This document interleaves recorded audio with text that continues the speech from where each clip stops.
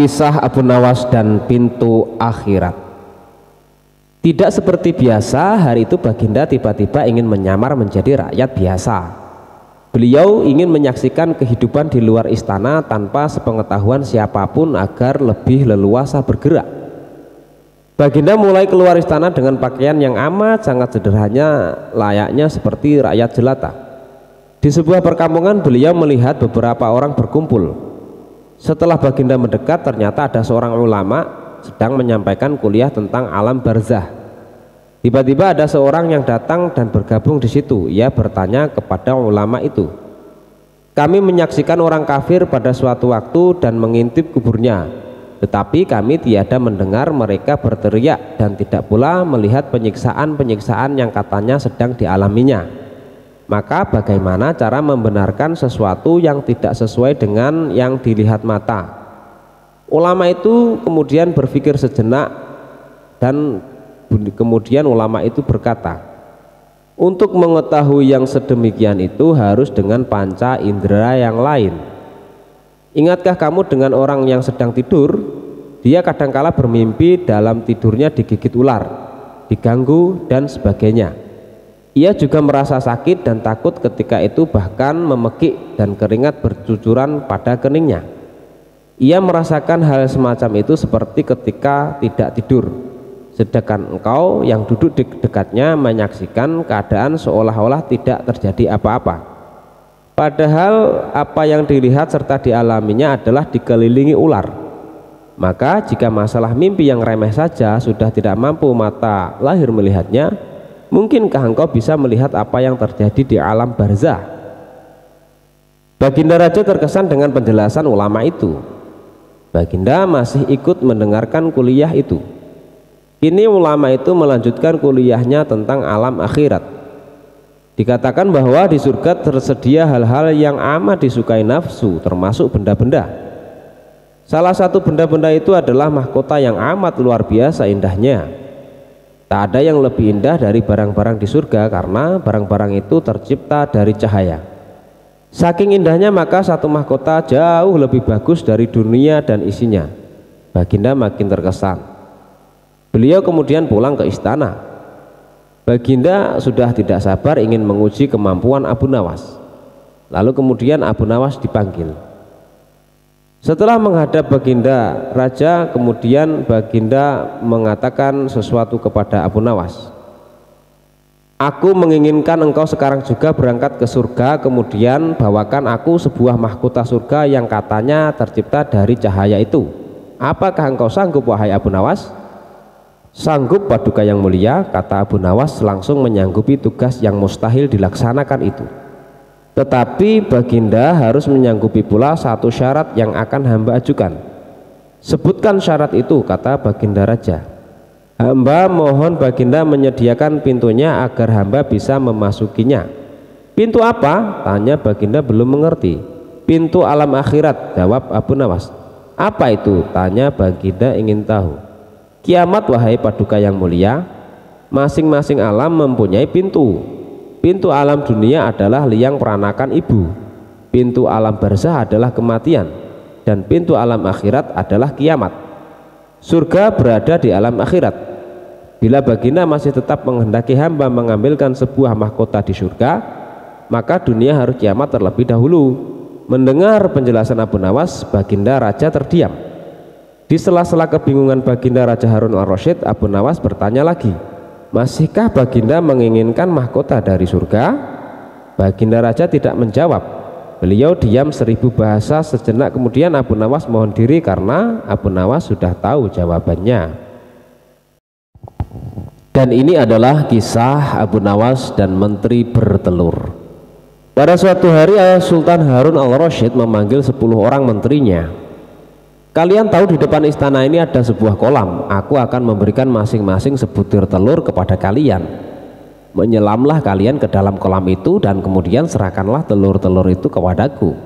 Apabila kamu muncul ke permukaan nanti, aku ingin tahu kepandaian Abu Nawas." Kemudian Sultan menyuruh memanggil Abu Nawas ke istananya. Kepada Abu Nawas dan ke 10 orang menterinya itu, Sultan bertitah, "Kamu sekalian aku perintahkan turun ke kolam itu. menyelam, dan apabila muncul ke permukaan serahkanlah kepadaku sebutir telur ayam. Barang siapa tidak menyerahkan telur, niscaya mendapatkan hukuman dariku. Mencari telur di dalam air, pikir Abu Nawas sambil memandang kepada menteri-menteri itu. Mereka tampak ta'zim dan siap melaksanakan perintah. Adakah ayam betina di dalam kolam itu? Hari malam pun telah tiba. Keesokan harinya pagi, benar-benar menteri-menteri itu menyelam ke dalam kolam, dan ketika muncul dari kolam, masing-masing membawa sebutir telur dan menyerahkan kepada sultan. Abu Nawas tidak kunjung muncul ke permukaan. Ia berenang ke sana ke sini mencari telur. Dikoreknya dinding kolam, namun tak juga ditemukannya. Setelah capek mengitari dasar kolam, terpikir dalam benaknya bahwa ia dianiaya oleh sultan, maka ia pun berdoa kepada Tuhan mohon keselamatan. Keluarlah ia dari kolam dan naik ke daratan. Di depan sultan ia berkokok-kokok dan berjalan laksana seekor ayam jantan. Hai Abu Nawas, mana janjimu? Kata sultan. Semua orang ini masing-masing telah menyerahkan sebutir telur kepadaku, hanya kamu yang tidak. Oleh karena itu kamu akan aku beri hukuman. Sembah Abu Nawas, ya Tuanku Syah Alam, yang mempunyai telur adalah ayam betina, hamba ini adalah ayam jantan. Membawa anak ayam jantan lagi pula berkokok, telur hanya dapat dihasilkan oleh ayam betina. Jika ayam betina tidak berjantan, bagaimanakah ia dapat bertelur? Demi mendengar alasan Abu Nawas, sultan pun tidak bisa berkata apa-apa karena memang sangat tepat. Sultan dan semua menterinya hanya bisa garuk-garuk kepala yang tidak gatal itu.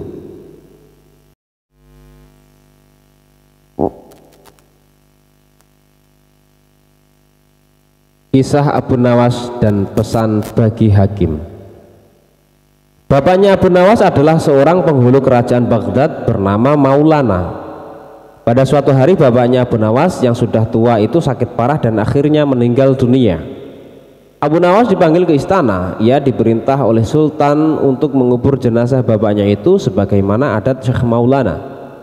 Apa yang dilakukan Abu Nawas hampir tiada bedanya dengan Kadi Maulana, baik mengenai tata cara memandikan jenazah hingga mengkafani, menyolati dan mendoakannya. Maka sultan bermaksud mengangkat Abu Nawas menjadi kadi atau penghulu menggantikan kedudukan bapaknya. Namun demi mendengar rencana sang sultan, tiba-tiba saja Abu Nawas yang cerdas itu nampak berubah menjadi gila. Usai upacara pemakaman bapaknya, Abu Nawas mengambil batang pohon pisang dan diperlakukannya seperti kuda. Ia menunggang kuda dari batang pisang itu sambil berlari-lari dari kuburan bapaknya menuju rumahnya. Orang yang melihat menjadi terheran-heran dibuatnya. Pada hari yang lain ia mengajak anak-anak kecil dalam jumlah yang cukup banyak untuk pergi ke makam bapaknya, dan di atas makam bapaknya itu ia mengajak anak-anak bermain rebana dan bersuka cita. Kini semua orang semakin heran atas kelakuan Abu Nawas itu. Mereka menganggap bahwa Abu Nawas sudah menjadi gila karena ditinggal mati oleh bapaknya. Pada suatu hari ada beberapa orang utusan dari Sultan Harun al-Rasyid datang menemui Abu Nawas. Hai Abu Nawas, kau dipanggil sultan untuk menghadap ke istana, kata wazir utusan sultan. Buat apa sultan memanggilku? Aku tidak ada keperluan dengannya, jawab Abu Nawas dengan entengnya seperti tanpa beban. Hai Abu Nawas, kau tidak boleh berkata seperti itu kepada rajamu. Hai wazir, kau jangan banyak cakap. Cepat ambil ini kudaku dan mandikan di sungai supaya bersih dan segar, kata Abu Nawas sambil menyodorkan sebatang pohon pisang yang dijadikan kuda-kudaan. Si wazir hanya menggeleng-gelengkan kepala melihat kelakuan Abu Nawas.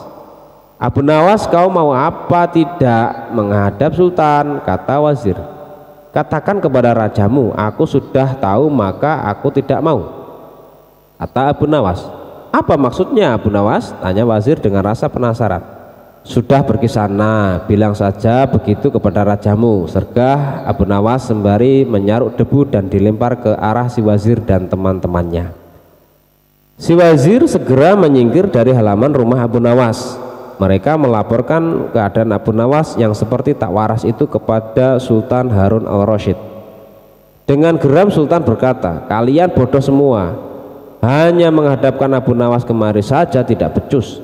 Ayo pergi ke sana, ke rumah Abu Nawas, bawa dia kemari dengan sukarela ataupun dengan terpaksa.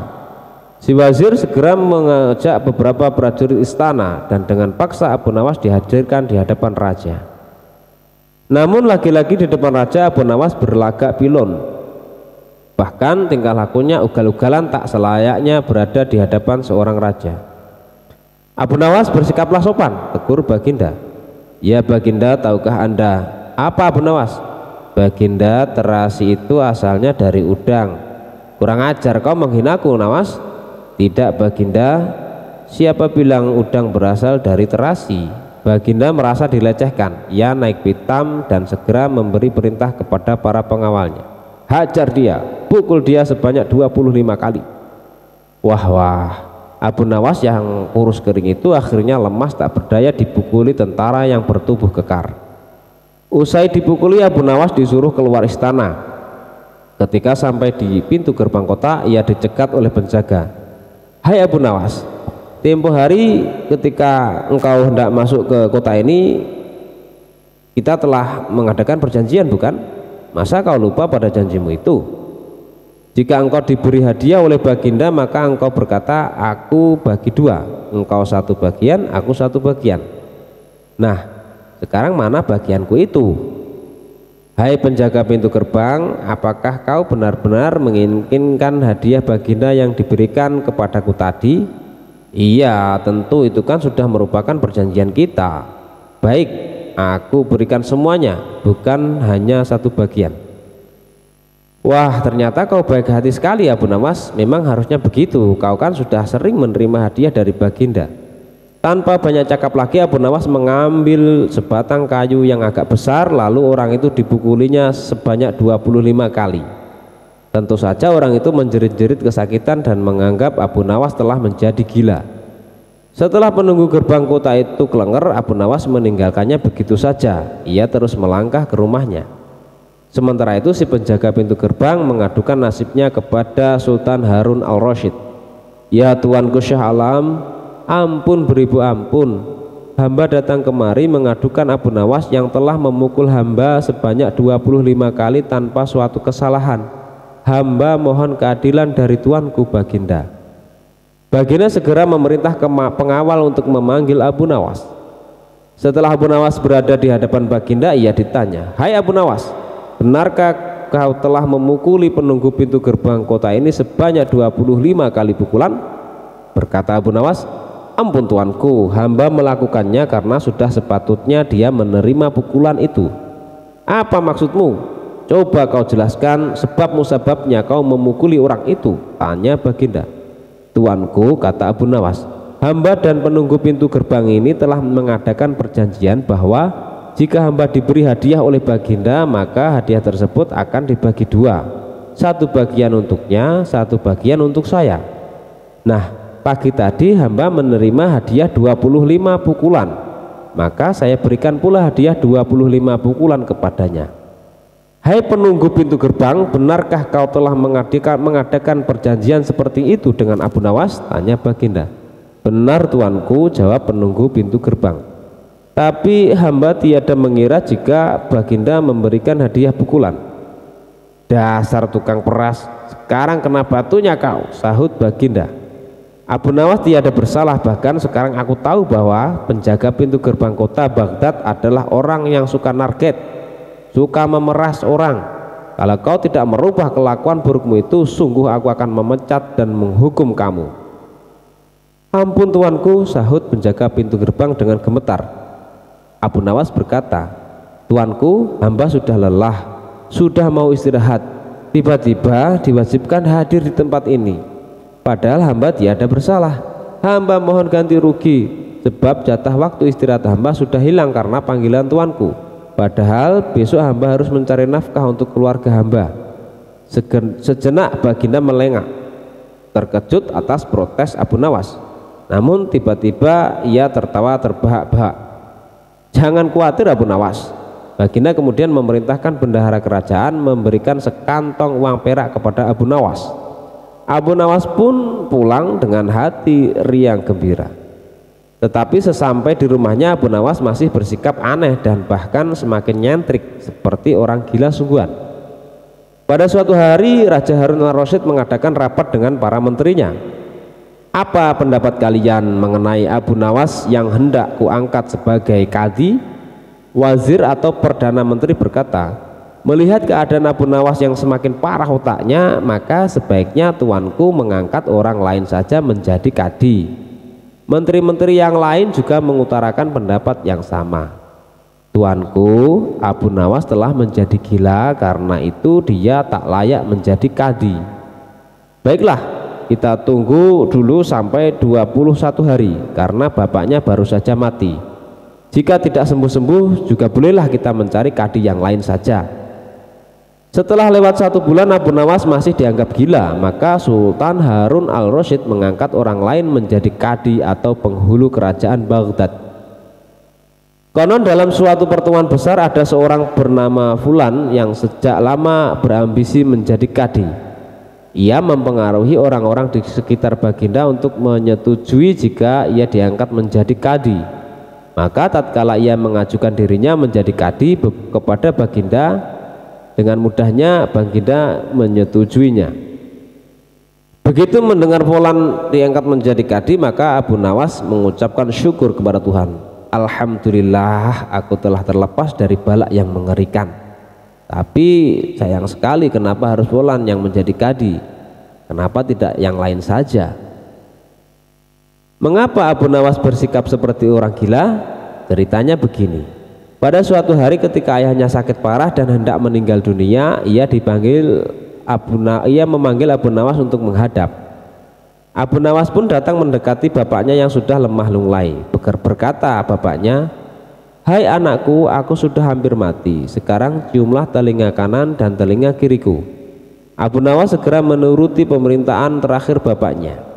Ia cium telinga kanan bapaknya, ternyata berbau harum, sedangkan yang sebelah kiri berbau sangat busuk.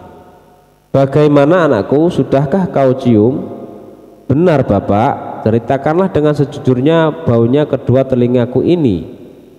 "Aduh pak, sungguh mengherankan. Telinga bapak yang sebelah kanan berbau harum sekali, tapi yang sebelah kiri kok baunya amat busuk." "Hai anakku Abu Nawas, tahukah engkau apa sebabnya bisa terjadi begini? Wahai bapakku, cobalah ceritakan kepada anakmu ini." Berkata Syekh Maulana, "Pada suatu hari datang 2 orang mengadukan masalahnya kepadaku. Yang seorang aku dengarkan keluhannya, tapi yang seorang lagi karena aku tak suka maka tak ku dengar pengaduannya. Inilah resiko menjadi kadi. Jika kelak kau suka menjadi kadi, maka kau akan mengalami hal yang sama. Namun jika kau tidak suka menjadi kadi, maka buatlah alasan yang masuk akal agar engkau tidak dipilih sebagai kadi oleh Sultan Harun al-Rasyid. Tapi tak bisa tidak, Sultan Harun al-Rasyid pastilah tetap memilih kamu sebagai kadi." Nah, itulah sebabnya Abu Nawas berpura-pura menjadi gila, hanya untuk menghindarkan diri agar tidak diangkat menjadi kadi. Seorang kadi atau penghulu pada masa itu kedudukannya seperti hakim yang memutus suatu perkara. Walaupun Abu Nawas tidak menjadi kadi, namun dia sering diajak konsultasi oleh sang raja untuk memutuskan suatu perkara. Bahkan ia kerap sekali dipaksa datang ke istana hanya sekedar untuk menjawab pertanyaan baginda raja yang aneh-aneh dan tidak masuk akal. Kisah Abu Nawas akan dihukum pancung. Cita-cita atau obsesi menghukum Abu Nawas sebenarnya masih bergolak. Namun Baginda merasa kehabisan akal untuk menjebak Abu Nawas. Seorang penasihat kerajaan kepercayaan Baginda Raja menyarankan agar Baginda memanggil seorang ilmuwan ulama yang berilmu tinggi untuk menandingi Abu Nawas. Pasti masih ada peluang untuk mencari kelemahan Abu Nawas. Menjebak pencuri harus dengan pencuri dan ulama dengan ulama. Baginda menerima usul yang cemerlang itu dengan hati bulat. Setelah ulama yang berilmu tinggi berhasil ditemukan, Baginda Raja menanyakan cara terbaik menjerat Abu Nawas. Ulama itu memberitahu cara-cara yang paling jitu kepada Baginda Raja. Baginda Raja manggut-manggut setuju. Wajah Baginda tidak lagi murung. Apalagi ulama itu menegaskan bahwa ramalan Abu Nawas tentang takdir kematian Baginda Raja sama sekali tidak mempunyai dasar yang kuat. Tiada seorang pun manusia yang tahu kapan dan bumi akan mati, apalagi tentang ajal seseorang. Ulama andalan Baginda Raja mulai mengadakan persiapan seperlunya untuk memberikan pukulan fatal bagi Abu Nawas. Siasat pun dijalankan sesuai rencana. Abu Nawas terjerembab ke pangkuan siasat sang ulama. Abu Nawas melakukan kesalahan yang bisa menghantarnya ke tiang gantungan atau tempat pemancingan. Benarlah peribahasa yang berbunyi, sebandai-pandai tupai melompat pasti suatu saat akan terpeleset. Kini Abu Nawas benar-benar mati kutu. Sebentar lagi ia akan dihukum mati karena jebakan sang ilmuwan ulama. Benarkah Abu Nawas sudah keok? Kita lihat saja nanti. Banyak orang yang merasa simpati atas nasib Abu Nawas, terutama orang-orang miskin dan tertindas yang pernah ditolongnya. Namun derai air mata para pecinta dan pengagung Abu Nawas tak akan mampu menghentikan hukuman mati yang akan dijatuhkan. Baginda Raja Harun al-Rasyid benar-benar menikmati kemenangannya. Belum pernah Baginda terlihat seriang sekarang. Keyakinan orang banyak bertambah mantap. Hanya satu orang yang tetap tidak yakin bahwa hidup Abu Nawas akan berakhir setragis itu, yaitu istri Abu Nawas. Bukankah Allah Azza wa Jalla lebih dekat daripada urat leher? Tidak ada yang tidak mungkin bagi Allah yang maha gagah, dan kematian adalah mutlak urusannya. Semakin dekat hukuman mati bagi Abu Nawas, orang banyak semakin resah. Tetapi bagi Abu Nawas malah sebaliknya. Semakin dekat hukuman bagi dirinya, semakin tenang hatinya. Malah Abu Nawas nampak setenang air di danau di pagi hari. Baginda Raja tahu bahwa ketenangan yang ditampilkan Abu Nawas hanyalah merupakan bagian dari tipu dayanya. Tetapi Baginda Raja telah bersumpah pada diri sendiri bahwa beliau tidak akan terkecoh untuk kedua kalinya.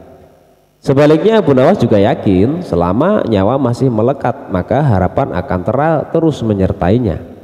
Tuhan tidak mungkin menciptakan alam semesta ini tanpa ditaburi harapan-harapan yang menjanjikan, bahkan dalam keadaan yang bagaimanapun gentingnya. Keyakinan seperti inilah yang tidak dimiliki oleh Baginda Raja dan ulama itu.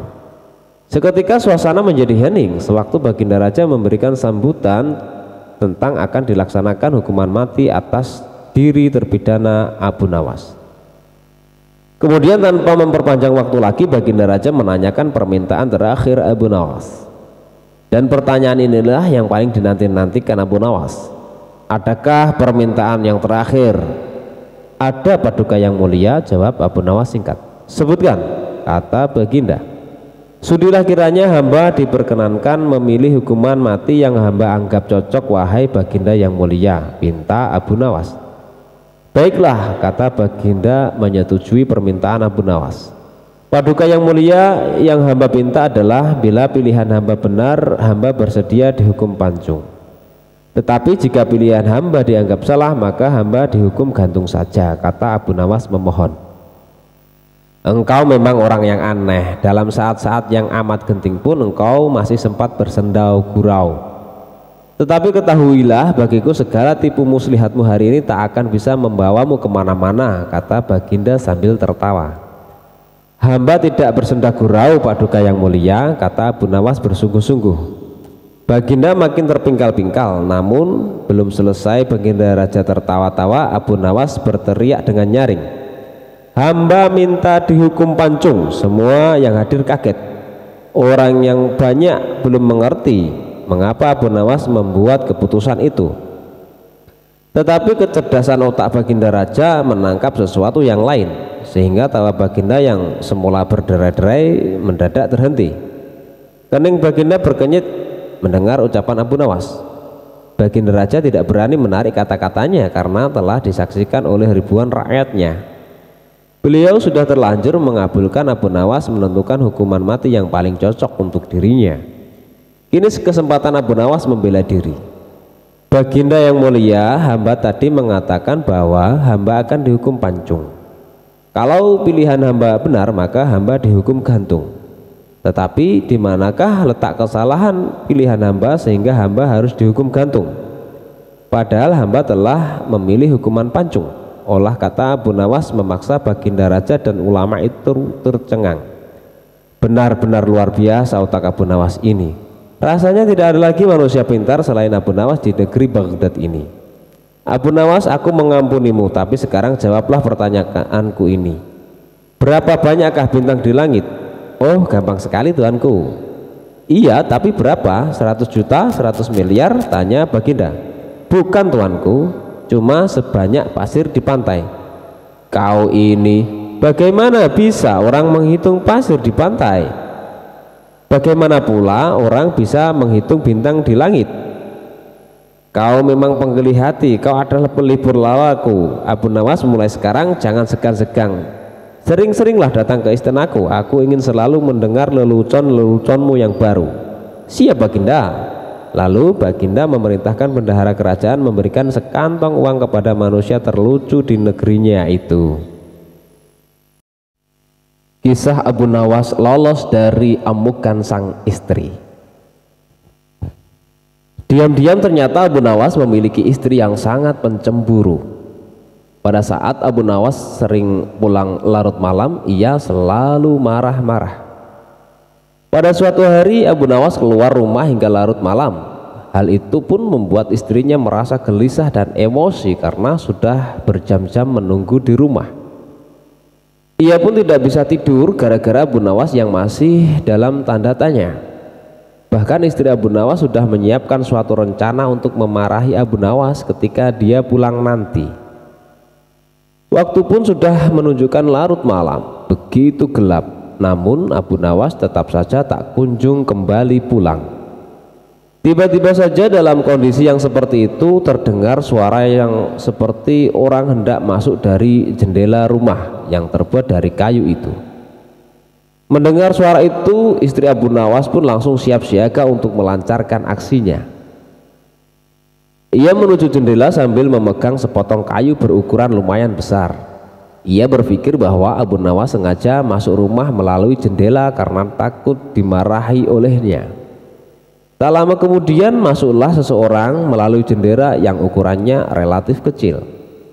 Dalam kondisi yang sangat gelap, wajah orang tersebut tak kelihatan. Akan tetapi istri Abu Nawas yang sudah terlanjur tersulut emosinya langsung saja memukulkan kayu ke orang tersebut. Ia memukul secara membabi buta hingga membuat orang yang dikira suaminya itu jatuh tak berdaya.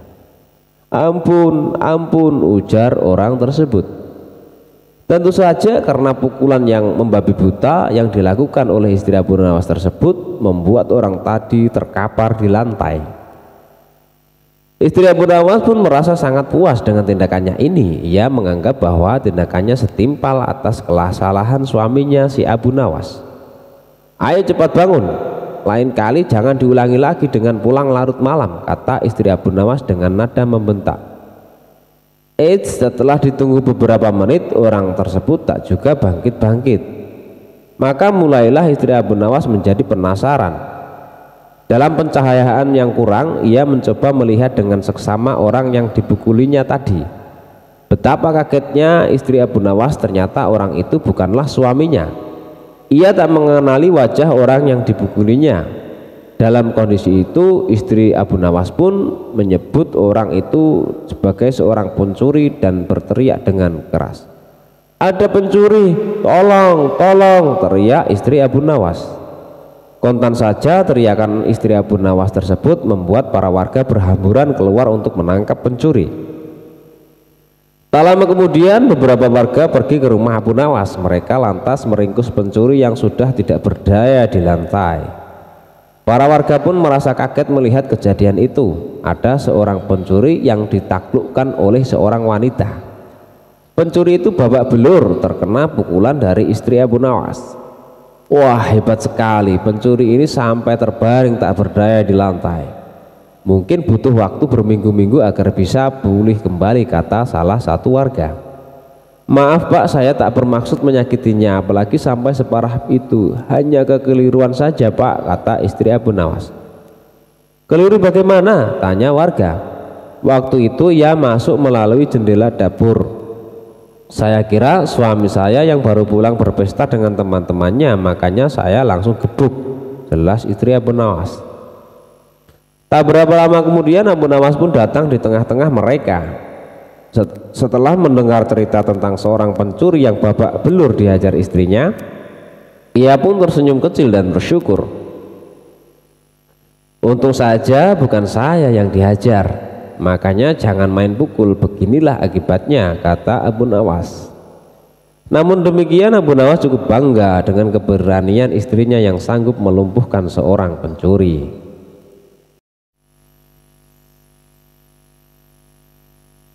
Abu Nawas mati. Baginda Raja pulang ke istana dan langsung memerintahkan para prajuritnya menangkap Abu Nawas. Tetapi Abu Nawas telah hilang entah kemana karena ia tahu sedang diburu para prajurit kerajaan. Dan setelah itu ia tahu bahwa para prajurit kerajaan sudah meninggalkan rumahnya. Abu Nawas baru berani pulang ke rumah. Suamiku, para prajurit kerajaan tadi pagi mencarimu. Ya istriku, ini urusan gawat. Aku baru saja menjual Sultan Harun ar-Rasyid menjadi budak. Apa? Rajaku jadikan budak. Kenapa kau lakukan itu suamiku? Supaya dia tahu di negerinya ada praktek jual beli budak dan jadi budak itu menjadi sengsara. Sebenarnya maksudmu baik, tapi Baginda pasti marah. Buktinya para prajurit diperintahkan untuk menangkapmu. Menurutmu apa yang akan dilakukan Sultan Harun ar-Rasyid kepadaku? Pasti kau akan dihukum berat suamiku. Wah gawat, aku akan mengerahkan ilmu yang kusimpan. Abu Nawas kemudian masuk ke dalam. Ia mengambil air wudhu lalu mendirikan sholat 2 rakaat. Lalu berpesan kepada istrinya apa yang harus dikatakan bila Baginda datang. Tidak berapa lama kemudian tetangga Abu Nawas geger karena istri Abu Nawas menjerit-jerit. Ada apa? Tanya tetangga Abu Nawas sambil tergopoh-gopoh. Suamiku mati. Hah? Abu Nawas mati? Iya. Kini kabar kematian Abu Nawas tersebar ke seluruh pelosok negeri. Baginda pun terkejut. Kemarahan dan kegeraman beliau agak susut mengingat Abu Nawas adalah orang yang paling pintar menyenangkan dan menghibur Baginda Raja. Baginda Raja beserta beberapa pegawai beserta seorang tabib di istana segera menuju rumah Abu Nawas. Tabib segera memeriksa Abu Nawas. Sesaat kemudian ia memberi laporan kepada Baginda bahwa Abu Nawas memang telah mati beberapa jam yang lalu. Setelah melihat sendiri tubuh Abu Nawas terbujur kaku tak berdaya, Baginda Raja merasa terharu dan meneteskan air mata. Kemudian beliau bertanya kepada istri Abu Nawas, adakah pesan terakhir Abu Nawas untukku? Ada Paduka yang mulia, kata istri Abu Nawas sambil menangis. Katakanlah, kata Baginda Raja. Suami hamba Abu Nawas memohon sudilah kiranya Baginda Raja mengampuni semua kesalahannya di dunia dan akhirat di depan rakyat, kata istri Abu Nawas terbata-bata. Baiklah, kalau itu permintaan Abu Nawas, kata Baginda Raja menyanggupi. Jenazah Abu Nawas diusung di atas keranda, kemudian Baginda Raja mengumpulkan rakyatnya di tanah lapang. Beliau berkata, wahai rakyatku, dengarkanlah bahwa hari ini aku, Sultan Harun al-Rasyid, telah memaafkan segala kesalahan Abu Nawas yang telah diperbuat terhadap diriku dari dunia hingga akhirat, dan kalianlah sebagai saksinya. Tiba-tiba dari keranda yang terbungkus kain hijau terdengar suara keras, syukur.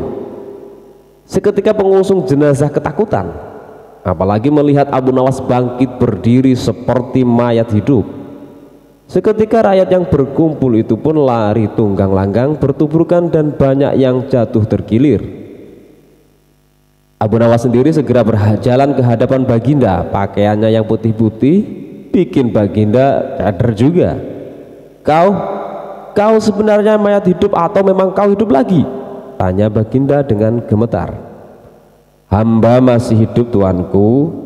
Hamba mengucapkan terima kasih yang tak terhingga atas pengampunan tuanku. Jadi kau masih hidup? Iya Baginda. Segar bukar, buktinya kini hamba merasa lapar dan ingin segera pulang. Kurang ajar. Ilmu apa yang kamu pakai wahai Abu Nawas? Ilmu dari Maha Guru Sufi, guru hamba yang sudah meninggal dunia. Ajarkanlah itu kepadaku. Tidak mungkin Baginda, hanya guru hamba yang mampu melakukannya. Hamba tidak bisa mengajarkannya sendiri. Dasar pelit. Baginda menggerutu kecewa dan kemudian pergi meninggalkan Abu Nawas kembali ke istananya.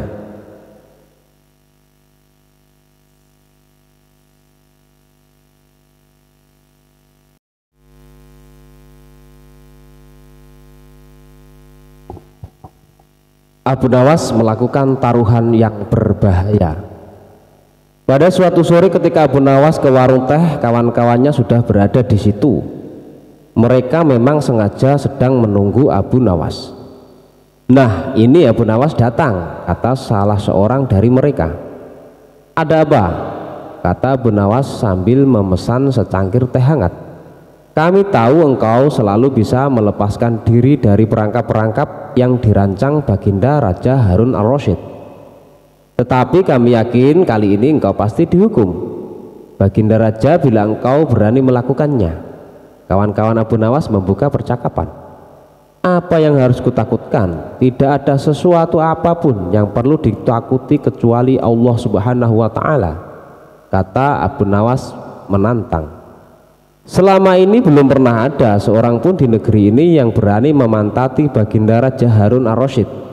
Bukankah begitu hai Abu Nawas? Tanya kawan Abu Nawas. Tentu saja tidak ada yang berani melakukan hal itu, karena pasti itu adalah pelecehan yang amat sangat berat hukumannya, pasti dipancung, kata Abu Nawas memberitahu. Itulah yang ingin kami ketahui darimu, beranikah engkau melakukannya? Sudah kukatakan bahwa aku hanya takut kepada Allah Subhanahu wa Ta'ala saja. Sekarang apa taruhannya bila aku bersedia melakukannya? Abu Nawas ganti bertanya.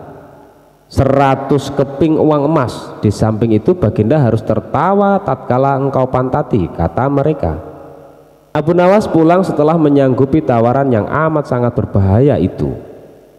Kawan-kawan Abu Nawas tidak yakin Abu Nawas sanggup membuat Baginda Raja tertawa, apalagi ketika dipantati. Kayaknya kali ini Abu Nawas harus berhadapan dengan Al-Gojo pemenggal kepala. Minggu depan Baginda Raja Harun al-Rasyid akan mengadakan jamuan kenegaraan. Para menteri, pegawai istana, dan orang-orang dekat Baginda diundang, termasuk Abu Nawas. Abu Nawas merasa hari-hari berlalu dengan cepat karena ia harus menciptakan jalan keluar yang paling aman bagi keselamatan lehernya dari pedang Al-Gojo. Tetapi bagi kawan-kawan Abu Nawas, hari-hari terasa amat panjang karena mereka tak sabar menunggu pertaruhan yang amat mendebarkan itu. Persiapan-persiapan di halaman istana sudah dimulai. Baginda Raja menginginkan perjamuan nanti meriah karena Baginda juga mengundang raja-raja dari negeri sahabat. Ketika hari yang dijanjikan tiba, semua tamu sudah datang kecuali Abu Nawas. Kawan-kawan Abu Nawas yang menyaksikan dari jauh merasa kecewa karena Abu Nawas tidak hadir. Namun ternyata mereka keliru. Abu Nawas bukannya tidak datang, tetapi terlambat, sehingga Abu Nawas duduk di tempat yang paling belakang. Ceramah-ceramah yang mengesankan mulai disampaikan oleh para ahli pidato, dan tibalah giliran Baginda Raja Harun al-Rasyid menyampaikan pidatonya. Seusai menyampaikan pidato, Baginda melihat Abu Nawas duduk sendirian di tempat yang tidak ada karpetnya. Karena merasa heran, Baginda bertanya, "Mengapa engkau tidak duduk di atas karpet?"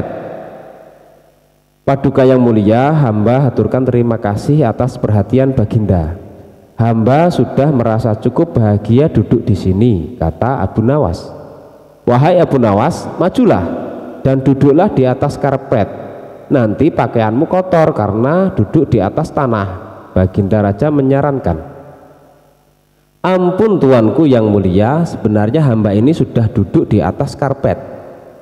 Baginda pun bingung mendengar pengakuan Abu Nawas, karena Baginda melihat sendiri Abu Nawas duduk di atas lantai. Karpet mana yang engkau maksudkan itu, wahai Abu Nawas? Tanya Baginda masih bingung. Karpet hamba sendiri tuanku yang mulia. Sekarang hamba selalu membawa karpet karena kemanapun hamba pergi, kata Abu Nawas seolah-olah menyimpan misteri. Tetapi sejak tadi aku belum melihat karpet yang engkau bawa, kata Baginda raja bertambah bingung.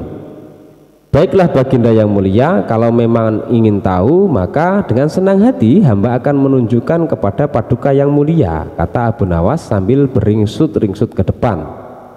Setelah cukup dekat dengan Baginda, Abu Nawas berdiri kemudian menungging menunjukkan potongan karpet yang ditempelkan di bagian pantatnya. Abu Nawas kini seolah-olah memantati Baginda Raja Harun ar-Rasyid.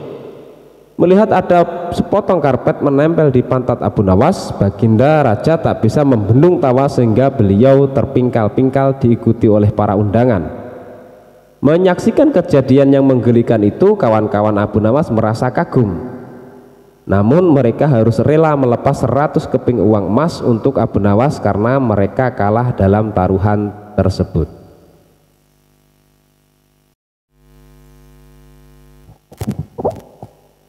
Kisah Abu Nawas dan cara menyadarkan pengemis. Pengemis itu tidak harus dibantu secara materi, tapi juga harus dibantu dengan memberikan pekerjaan agar dia nanti bisa mandiri dan meninggalkan sifat mengemis tersebut. Itulah salah satu perhatian Abu Nawas. Dia tidak memberikan makanan maupun uang, melainkan Abu Nawas berusaha mencarikan pekerjaan buat si pengemis itu. Kisahnya, pada suatu ketika Abu Nawas dikunjungi oleh seorang pengemis laki-laki. Pengemis itu meminta makanan karena sudah lama tidak makan. Namun Abu Nawas tidak memberikan sesuap nasi atau makanan lainnya yang sangat diharapkan oleh pengemis itu.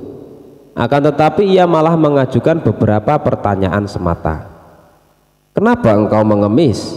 Apakah engkau tidak mempunyai pekerjaan? Tanya Abu Nawas. Maaf tuan, saya sudah lama mencari pekerjaan tapi belum juga ada yang mau menerima saya bekerja, jawab pengemis itu. Lalu apa engkau mau bekerja sekalipun pekerjaan itu berat? Tanya Abu Nawas. Asalkan halal saya mau tuan, jawab si pengemis. Akhirnya Abu Nawas mengantarkan pengemis itu menemui sahabatnya, yaitu yang bernama Abu Wardah. Singkat cerita, pengemis itu diminta bekerja untuk mencabut rumput. Ternyata pengemis itu merupakan seorang pekerja yang sangat rajin dan tangkas. Dalam waktu yang sangat singkat saja, pekerjaannya pun telah selesai. Abu Wardah pun sangat kagum dan tergerak hatinya untuk memberikan pekerjaan yang lebih serius. Ia pun meminta pengemis itu untuk memisahkan satu ember kurma menjadi 3 bagian. Yang bagus diletakkan di keranjang pertama, sementara yang lumayan bagus diletakkan di keranjang kedua, dan kurma yang jelek diletakkan di keranjang ketiga. Namun ia lupa tidak memberikan penjelasan kepada pengemis itu tentang perbedaan antara yang baik dan yang jelek. Pada keesokan harinya Abu Nawas datang ke rumah Abu Wardah untuk menanyakan kabar dari pengemis itu. Ia pun menjelaskan bahwa pengemis itu sangat rajin dan terampil mencabut rumput di ladang, sehingga dirinya menyimpulkan bahwa pengemis itu adalah pekerja yang baik. Maka dari itu Abu Wardah memberikan pekerjaan yang lebih serius kepadanya. Sekarang dia bekerja apa? Tanya Abu Nawas. Tadi malam saya suruh untuk memisahkan kurma-kurma menjadi 3 bagian. Mari kita ke sana untuk melihatnya. Tentu sudah selesai pekerjaannya itu, kata Abu Wardah. Tak lama kemudian keduanya pun sangat terkejut ketika melihat pengemis itu tidur pulas, tidak mengerjakan pekerjaan yang telah diberikan kepadanya. Dengan penuh tanya, Abu Wardah pun membangunkan pengemis itu. Kenapa engkau tidak menyelesaikan pekerjaanmu yang sangat mudah itu? Tanya Abu Wardah. Maaf tuan, Kalau hanya memindahkan kurma, sesungguhnya itu mudah. Yang sulit adalah membuat keputusan mana kurma yang baik, lumayan baik, dan jelek. Karena saya tidak diberitahu sebelumnya, jawab pengemis. Sungguh itu tak terpikirkan olehku, kata Abu Wardah. Abu Nawas pun tersenyum melihat kejadian itu. Ia pun menegur Abu Wardah karena Abu Wardah hanya bisa memberikan tugas saja, tetapi dia tidak dapat mengajarinya dengan baik.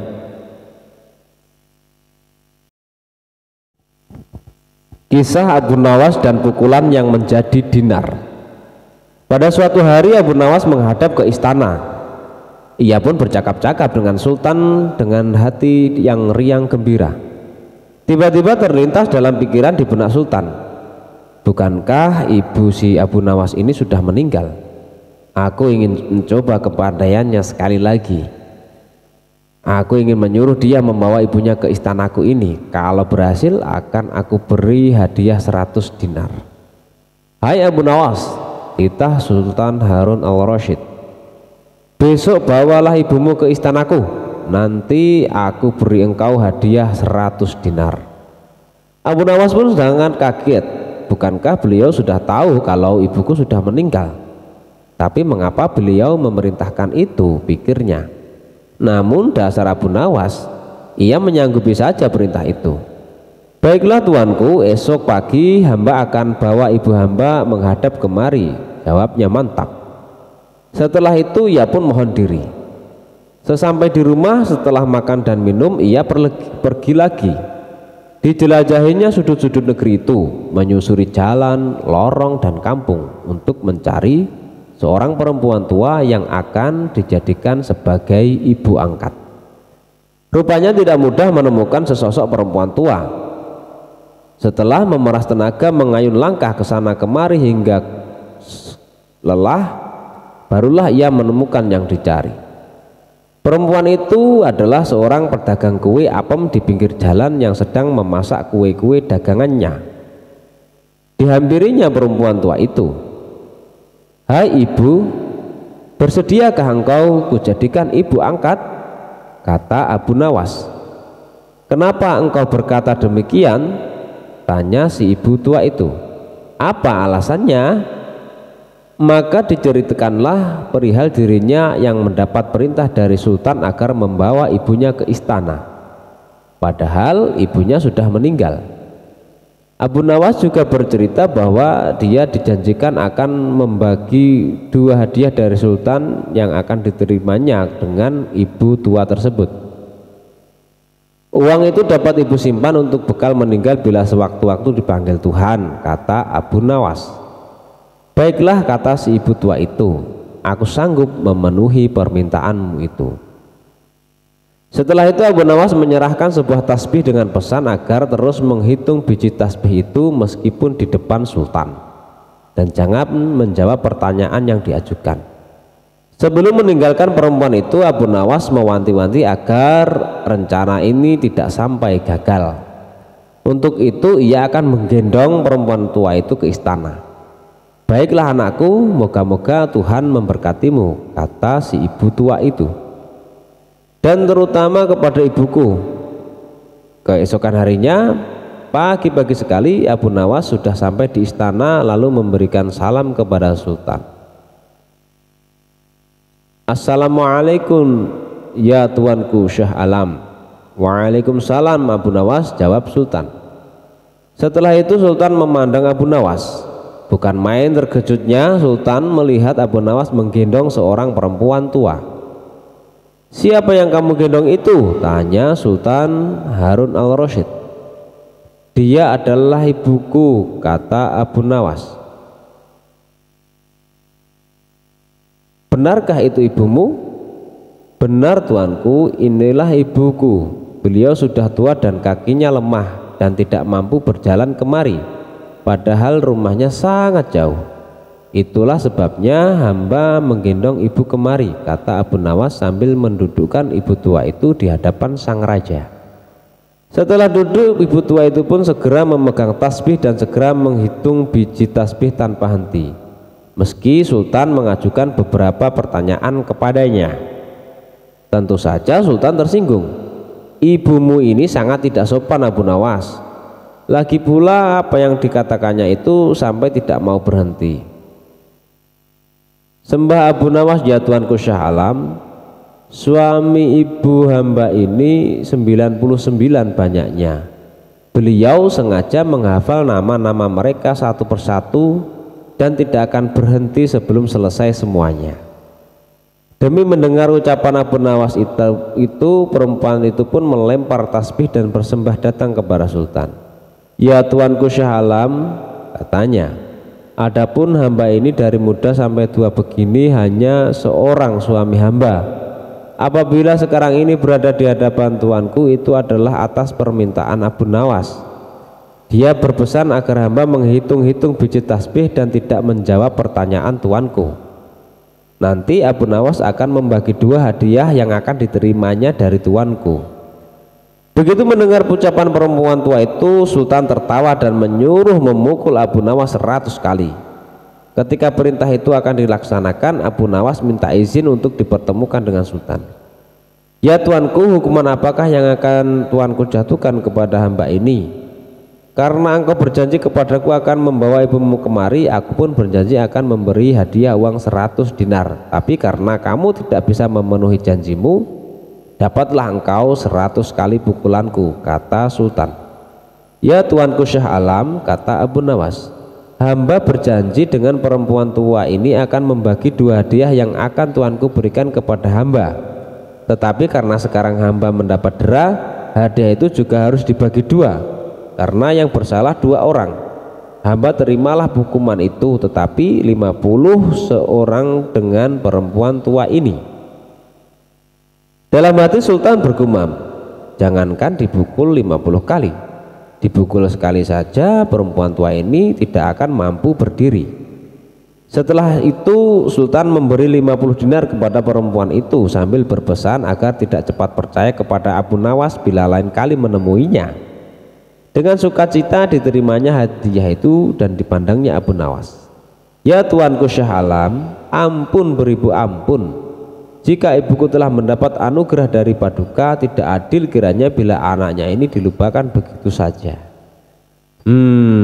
Ya terimalah pula bagianmu, ujar Baginda sambil tersenyum. Ini semua orang tertawa dalam hati setelah Abu Nawas bermohon diri pulang ke rumah. Demikianlah pula perempuan itu dan semua yang hadir di balairu istana dengan perasaan masing-masing. Kisah saudagar dan jin ifrit.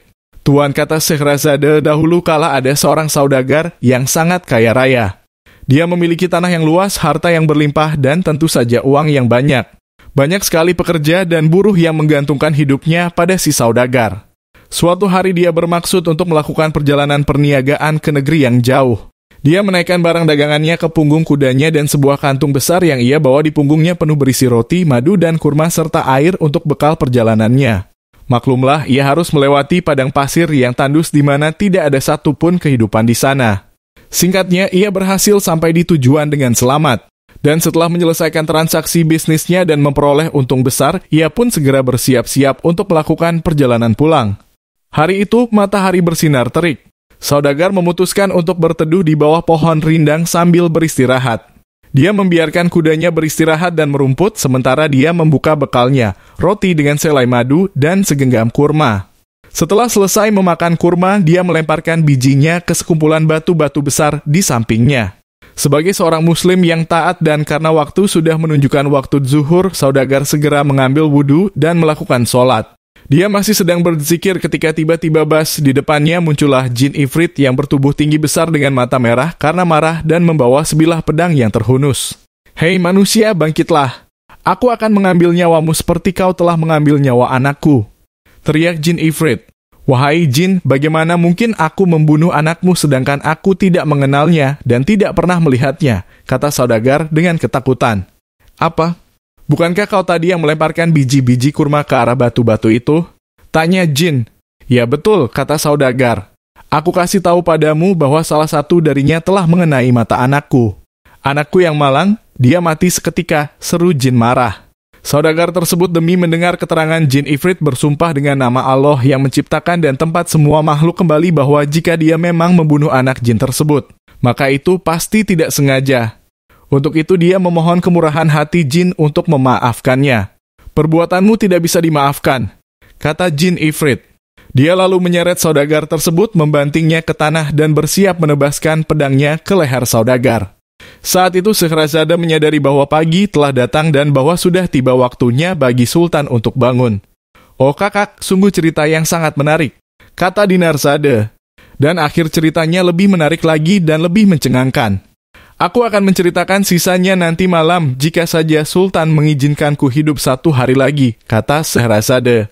Sultan Syahriar yang turut mendengarkan cerita Scheherazade dengan seksama juga merasa penasaran dengan akhir kisah tersebut, maka ia memberikan izin dan menunda kematian Scheherazade. Sultan pun bangkit dari tempat tidurnya, melaksanakan sholat subuh lalu bersiap-siap menuju majelisnya. Wazir Agung yang semalaman tidak bisa tidur karena memikirkan nasib putrinya menunggu kedatangan Sultan dengan badan gemetar. Betapa leganya sang wazir ketika Sultan tiba dan tak sedikit pun menyinggung hal mengenai putrinya. Sultan menghabiskan hari itu seperti biasa menjalankan roda pemerintahan. Dan ketika malam tiba, ia kembali ke kamar untuk beristirahat bersama Scheherazade. Seperti malam sebelumnya, Dinarzade membangunkan kakaknya 1 jam sebelum pagi tiba dan memintanya untuk melanjutkan kisahnya. Sultan yang juga sudah tidak sabar menunggu akhir kisahnya, menyuruhnya segera bercerita. Maka Scheherazade pun meneruskan kisahnya. "Tuanku, ketika menyadari bahwa dirinya akan dibunuh, saudagar itu menangis pilu dan berkata pada jin bahwa dia percaya pada takdir Allah dan jika ini memang sudah digariskan maka dia tidak akan mampu menolaknya. Atas izin Allah, aku meminta kau memberiku sedikit waktu untuk menyelesaikan urusanku," kata saudagar. "Aku memiliki utang yang harus dibayar. Aku juga memiliki harta anak dan istri, juga beberapa karyawan yang menjadi tanggunganku. Izinkanlah aku pulang ke rumahku dan menyelesaikan semuanya. Jika semua sudah selesai, aku berjanji atas nama Allah, aku akan kembali ke sini dan kau boleh membunuhku. Bagaimana kalau kau mengingkari janjimu?" Tanya jin. "Aku bersumpah dengan nama Allah yang menciptakan aku dan kamu, aku tidak akan mengingkari janjiku," kata saudagar. "Baiklah, berapa lama waktu yang kau butuhkan?" Tanya jin. "Tidak lebih dari 12 bulan. Awal tahun depan aku akan kembali ke sini dan menyerahkan nyawaku," kata saudagar. Akhirnya jin ifrit mengabulkan permintaan saudagar dan menghilang dari pandangan. Saudagar, setelah sembuh dari rasa takutnya, segera menaiki kudanya dan kembali meneruskan perjalanan pulangnya. Setibanya di rumah, istri dan anak-anak saudagar menyambutnya dengan sukacita. Tapi bukannya membalas pelukan hangat mereka, saudagar malah menangis pilu. Istrinya dengan khawatir menanyakan apa yang telah membuatnya begitu sedih. "Bagaimana aku tidak sedih? Aku hanya akan hidup 1 tahun lagi," katanya. Dia lalu menceritakan kejadian yang menimpanya di perjalanan.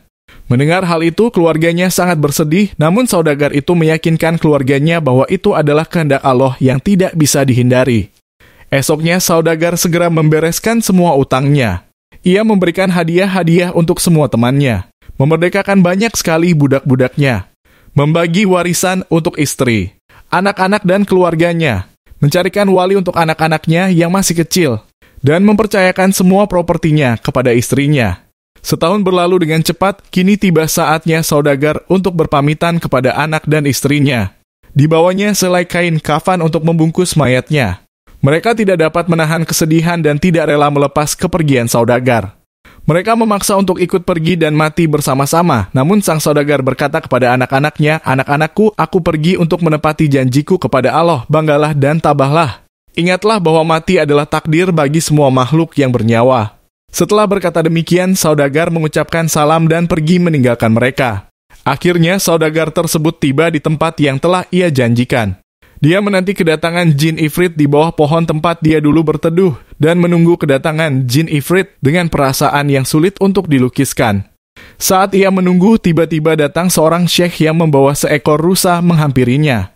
Syekh tersebut mengucapkan salam dan mendoakannya semoga berumur panjang, lalu bertanya apa yang sedang dilakukan saudagar tersebut di tempat yang merupakan sarang jin. Saudagar itu berkata bahwa dia memang sedang menunggu jin yang akan membunuhnya, lalu menceritakan kejadian yang telah menimpanya. Syekh tersebut sangat kagum mendengarnya. Demi Allah, wahai saudaraku, aku sangat kagum dengan keteguhan janjimu. Aku akan duduk di sampingmu dan tidak akan meninggalkan tempat ini sampai aku melihat apa yang akan dilakukan jin itu kepadamu. Tidak berapa lama, datanglah lagi seorang syekh yang membawa 2 ekor anjing hitam di tangannya. Setelah mengucapkan salam dan mendengar cerita mengenai si saudagar, syekh yang kedua ini pun memutuskan untuk ikut menunggu bersama mereka berdua. Demikian pula ketika datang syekh ketiga yang membawa seekor kuda. Dia pun memutuskan untuk ikut menunggu kedatangan jin Ifrit. Akhirnya ketika matahari sudah menciptakan bayangan panjang, datanglah jin Ifrit dengan matanya yang menyala dan pedang terhunus. Serahkan nyawamu. Hari ini aku akan membunuhmu seperti kau membunuh anakku. Seru jin sambil menyeret saudagar hingga jatuh di tanah. Saudagar tersebut menangis dengan sangat memilukan hingga ketiga syekh pun turut merasakan kepedihannya. Syekh yang pertama menjatuhkan badannya di hadapan Ifrit dan berkata, "Wahai raja dari semua jin, dengan segala kerendahan hati, kumohon bersabarlah sebentar dan dengarkanlah kisahku dengan rusa yang kubawa ini. Jika kau merasa ceritaku lebih menarik dari kisah saudagar yang hendak kau ambil nyawanya, maka ringankanlah sepertiga dari hukumannya." Setelah berdiam diri sejenak, akhirnya jin itu menjawab, "Baiklah." Maka syekh yang pertama itu menceritakan kisahnya. Abu Nawas mengemban tugas yang berat dari sang raja. Abu Nawas belum kembali, kata istrinya ia bersama seorang pendeta dan seorang ahli yoga sedang melakukan pengembaraan suci. Padahal saat ini Baginda amat membutuhkan bantuan Abu Nawas. Beberapa hari terakhir ini Baginda merencanakan membangun istana di awang-awang. Karena sebagian dari raja-raja negeri sahabat telah membangun bangunan-bangunan yang sangat luar biasa. Baginda tidak ingin menunggu Abu Nawas lebih lama lagi. Beliau mengutus beberapa orang kepercayaannya untuk mencari Abu Nawas. Mereka tidak berhasil menemukan Abu Nawas karena Abu Nawas ternyata sudah berada di rumah ketika mereka baru saja berangkat. Abu Nawas menghadap Baginda Raja Harun ar-Rasyid. Baginda amat riang. Saking gembiranya, beliau mengajak Abu Nawas bergurau. Setelah saling tukar-menukar cerita-cerita lucu, lalu Baginda mulai mengutarakan rencananya. "Aku sangat ingin membangun istana di awang-awang agar aku lebih terkenal di antara raja-raja yang lain. Adakah kemungkinan keinginanku itu terwujud, wahai Abu Nawas?"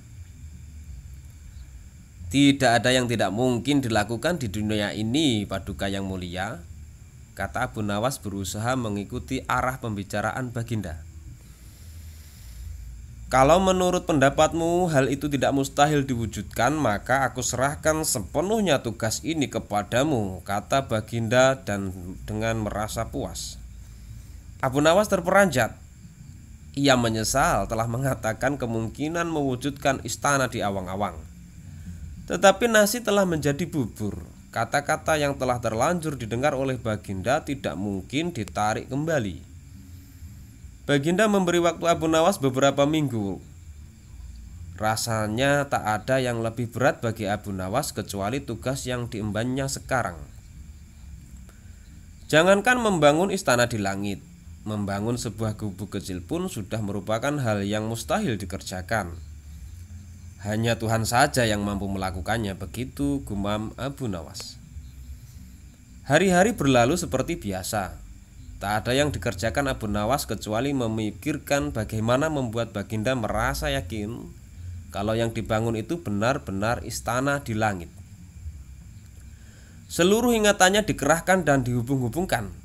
Abu Nawas bahkan berusaha menjangkau masa kanak-kanaknya, sampai ia ingat bahwa dulu ia pernah bermain layang-layang. Dan inilah yang membuat Abu Nawas girang. Abu Nawas tidak menyia-nyiakan waktu lagi. Ia bersama beberapa kawannya merancang layang-layang raksasa berbentuk persegi 4. Setelah rampung, baru Abu Nawas melukis pintu-pintu serta jendela-jendela dan juga ornamen-ornamen lainnya. Ketika semua selesai, Abu Nawas dan kawan-kawannya menerbangkan layang-layang raksasa itu dari suatu tempat yang dirahasiakan. Begitu layang-layang raksasa berbentuk istana itu mengapung di angkasa, penduduk negeri gempar. Baginda Raja girang bukan kepalang. Benarkah Abu Nawas berhasil membangun istana di langit? Dengan tidak sabar beliau didampingi beberapa orang pengawal bergegas menemui Abu Nawas.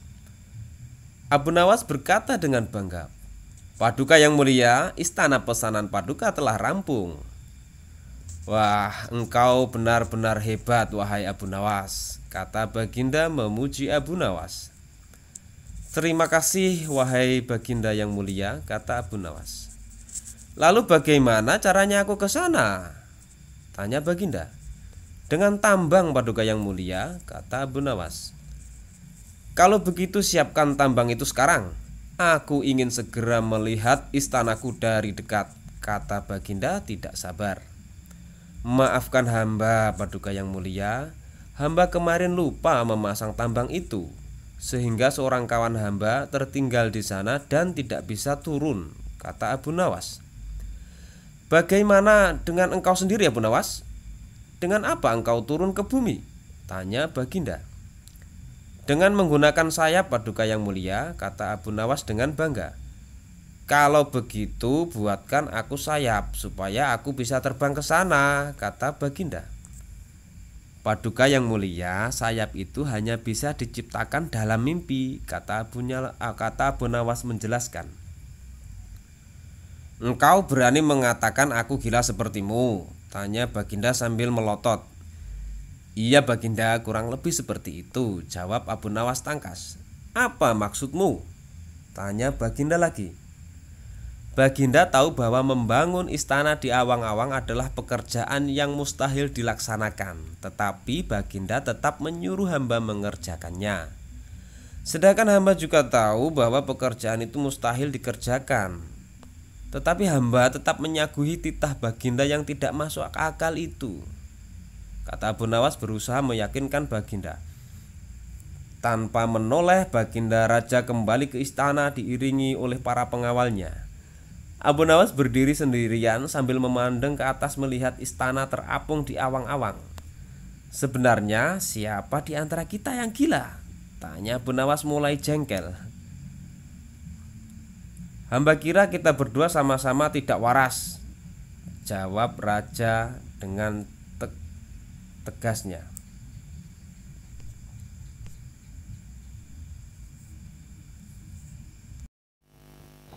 Dan ini adalah kisah Abu Nawas dan harimau berjenggot. "Hai Abu Nawas," seru Khalifah Harun al-Rasyid, "sekarang juga kamu harus dapat mempersembahkan kepadaku seekor harimau berjenggot. Jika gagal, aku bunuh kau." Kata-kata itu merupakan perintah sultan yang diucapkan dengan penuh tegas dan kegeraman. Dari bentuk mulutnya ketika mengucapkan kalimat itu jelas betapa sultan menaruh dendam kesumat kepada Abu Nawas yang telah berkali-kali mempermainkan dirinya dengan cara-cara yang sangat kurang ajar. Perintah itu merupakan cara Baginda untuk dapat membunuh Abu Nawas. "Ya Tuanku Syah Alam," jawab Abu Nawas, "semua perintah Paduka akan hamba laksanakan, namun untuk yang satu ini hamba mohon waktu 8 hari. "Baik," kata Baginda. Alkisah pulanglah Abu Nawas ke rumah. Agaknya ia sudah menangkap gelagat bahwa raja sangat marah kepadanya. Dicarinya akal supaya dapat mencelakakan diriku agar terbalas dendamnya, pikir Abu Nawas. Jadi aku juga harus berhati-hati. Sesampainya di rumah, dipanggilnya 4 orang tukang kayu dan disuruhnya membuat kandang macan. Hanya dalam waktu 3 hari kandang itu pun sudah siap. Kepada istrinya ia berpesan agar menjamu orang yang berjenggot yang datang ke rumah. Apabila Adinda dengar Kakanda mengetuk pintu kelak, suruh dia masuk ke dalam kandang itu, kata Abu Nawas sambil menunjuk kandang tersebut. Ia kemudian bergegas pergi ke musola dengan membawa sajadah. "Baik," kata istrinya. "Hai Abu Nawas, tumben kamu salat di sini?" bertanya imam dan penghulu musola itu. "Sebenarnya saya mau menceritakan hal ini kepada orang lain, tapi kalau tidak kepada tuan penghulu, kepada siapa lagi saya mengadu?" jawab Abu Nawas. Tadi malam saya ribut dengan istri saya, itu sebabnya saya tidak mau pulang ke rumah. Pucuk dicinta, ulam pun tiba, pikir penghulu itu. Kubiarkan Abu Nawas tidur di sini dan aku pergi ke rumah Abu Nawas menemui istrinya. Sudah lama aku menaruh hati kepada perempuan cantik itu. Hai Abu Nawas, kata si penghulu, bolehkah aku menyelesaikan perselisihanmu dengan istrimu itu? Silahkan, jawab Abu Nawas. Hamba sangat berterima kasih atas kebaikan hati Tuan.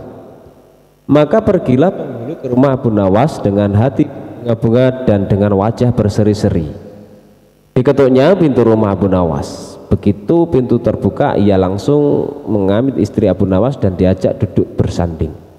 Hai Adinda, katanya, apa gunanya punya suami jahat dan melarat? Lagi pula Abu Nawas hidupnya tak karuan. Lebih baik kamu jadi istriku, kamu dapat hidup senang dan tidak kekurangan suatu apapun. Baiklah kalau keinginan Tuan demikian, jawab istri Abu Nawas. Tak berapa lama kemudian terdengar pintu diketuk orang. Ketukan itu membuat penghulu belingsatan. Kemana aku harus bersembunyi? Ia bertanya kepada nyonya rumah. Tuan penghulu, jawab istri Abu Nawas, silahkan bersembunyi di dalam kandang itu. Ia lalu menunjuk kandang yang terletak di dalam kamar Abu Nawas. Tanpa pikir panjang lagi, penghulu itu masuk ke dalam kandang itu dan menutupnya dari dalam. Sedangkan istri Abu Nawas segera membuka pintu sambil menengok ke kiri kanan. Abu Nawas masuk ke dalam rumah. Hai Adinda, apa yang ada di dalam kandang itu? Tanya Abu Nawas. Tidak ada apa-apa, jawab istrinya. Apa putih-putih itu? Tanya Abu Nawas. Lalu dilihatnya penghulu itu gemetar karena malu dan ketakutan. Setelah 8 hari Abu Nawas memanggil 8 kuli untuk memikul kandang itu ke istana. Di Baghdad orang-orang gempar ingin melihat harimau berjenggot. Seumur hidup jangankan melihat, mendengar harimau berjenggot pun belum pernah. Kini Abu Nawas malah dapat seekor. Mereka terheran-heran akan kehebatan Abu Nawas. Tetapi begitu dilihat penghulu di dalam kandang, mereka tidak bisa bilang apa-apa selain mengiringi kandang itu sampai ke istana hingga menjadi arak-arakan yang panjang. Si penghulu malu bukan main, arang di muka kemana hendak disembunyikan. Tidak lama kemudian sampailah iring-iringan itu ke dalam istana. Hai Abu Nawas, apa kabar? Tanya Baginda Sultan. Apa kamu sudah berhasil mendapatkan harimau berjenggot? Dengan berkat dan doa tuanku, alhamdulillah hamba berhasil, jawab Abu Nawas. Maka dibawalah kandang itu ke Baginda Raja. Ketika Baginda hendak melihat harimau tersebut, si penghulu memalingkan mukanya ke arah lain dengan muka merah padam karena malu. Akan tetapi kemanapun ia menoleh, ke situ pula Baginda memelototkan matanya. Tiba-tiba Baginda menggeleng-gelengkan kepala dengan takjub, sebab menurut penglihatan beliau yang ada di dalam kandang itu adalah penghulu musola. Abu Nawas buru-buru menimpali, ya tuanku, itulah harimau berjenggot. Tapi Baginda tidak cepat tanggap, beliau termenung sesaat. Kenapa penghulu dikatakan harimau berjenggot? Tiba-tiba Baginda bergoyang ke kiri dan ke kanan seperti orang berdoa. Oh penghulu. Ya tuanku Syah Alam, kata Abu Nawas, perlukah hamba memberitahukan kenapa hamba dapat menangkap harimau berjenggot ini di rumah hamba sendiri? Ya, ujar Baginda sambil menoleh ke kandang itu dengan mata berapi-api. Ya aku maklum sudah.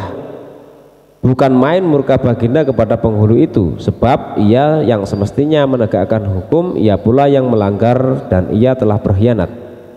Baginda segera memerintahkan penggawa mengeluarkan penghulu dari kandang dan diarak ke keliling pasar. Setelah sebelumnya dicukur segi 4 agar diketahui oleh seluruh rakyat betapa aibnya orang yang berkhianat. Dan ini adalah kisah Abu Nawas dan kisah 6 ekor lembu yang pandai bicara. Pada suatu hari Sultan Harun al-Rasyid memanggil Abu Nawas menghadap ke istana. Kali ini Sultan ingin menguji kecerdikan Abu Nawas. Sesampainya di hadapan Sultan, Abu Nawas pun menyembah dan Sultan bertitah. Hai Abu Nawas, aku menginginkan 6 ekor lembu berjenggot yang pandai bicara. Bisakah engkau mendatangkan mereka dalam waktu seminggu? Kalau gagal, akan aku penggal lehermu. Baiklah tuanku Syah Alam, hamba junjung tinggi titah tuanku. Semua pegawai istana yang hadir pada saat itu, mereka berkata dalam hati, mampuslah kau Abu Nawas. Abu Nawas bermohon diri dan pulang ke rumah. Begitu sampai di rumah, ia duduk berdiam diri merenungkan keinginan sultan. Seharian ia tidak keluar rumah sehingga membuat tetangga heran. Ia baru keluar rumah persis setelah seminggu kemudian, yaitu batas waktu yang diberikan sultan kepadanya. Ia segera menuju kerumunan orang banyak lalu ujarnya, "Hai orang-orang muda, hari ini hari apa?"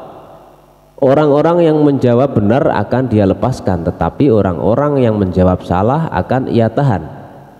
Dan ternyata tidak ada seorang pun yang menjawab dengan benar. Tak ayal Abu Nawas pun marah-marah kepada mereka. Begitu saja kok tidak bisa menjawab?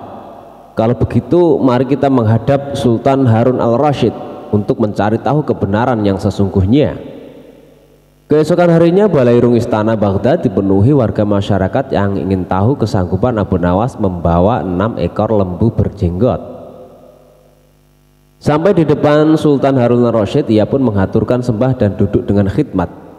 Lalu Sultan berkata, "Hai Abu Nawas, mana lembu berjenggot yang pandai bicara itu?" Tanpa banyak bicara, Abu Nawas pun menunjuk ke 6 orang yang telah dibawanya. "Inilah mereka tuanku Syah Alam." "Hai Abu Nawas, apa yang kau tunjukkan kepadaku itu?" "Ya tuanku Syah Alam, tanyalah pada mereka hari apa sekarang," jawab Abu Nawas. Ketika Sultan bertanya, ternyata orang-orang itu memberikan jawaban berbeda-beda. Maka berujarlah Abu Nawas, "Jika mereka manusia tentunya tahu hari ini hari apa, apalagi jika tuanku menanyakan hari yang lain, akan tambah pusinglah mereka. Manusia atau hewankah mereka ini? Inilah lembu berjenggot yang pandai bicara itu tuanku." Sultan heran melihat Abu Nawas pandai melepaskan diri dari ancaman hukuman, maka Sultan pun memberikan hadiah 5.000 dinar kepada Abu Nawas.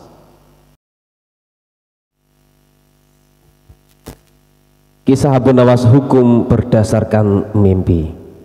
Bukanlah Abu Nawas namanya kalau kehabisan akal pada saat terdesak dan juga pada saat terjepit.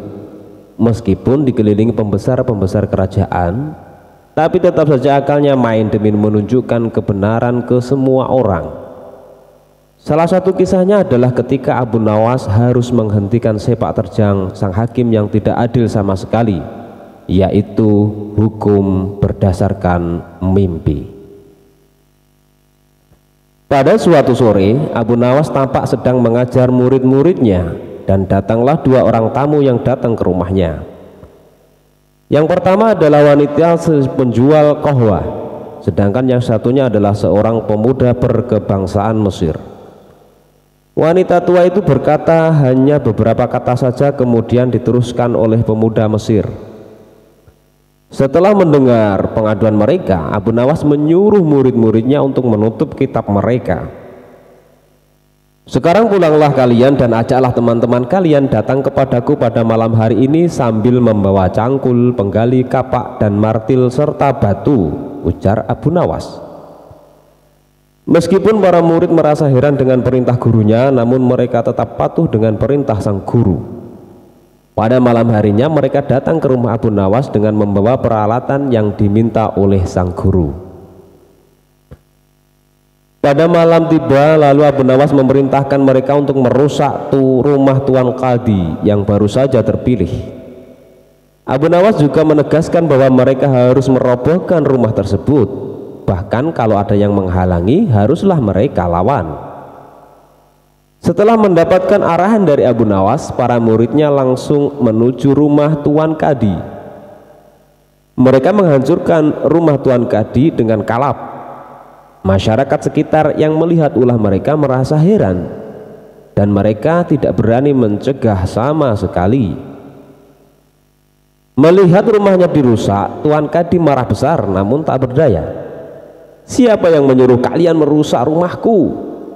Guru kamu, Tuan Abu Nawas. Apakah betul? Iya, jawab murid-murid Abu Nawas. Dasar Abu Nawas provokator, orang gila. Besok pagi aku akan melaporkannya kepada Baginda, teriak Tuan Kadi penuh amarah.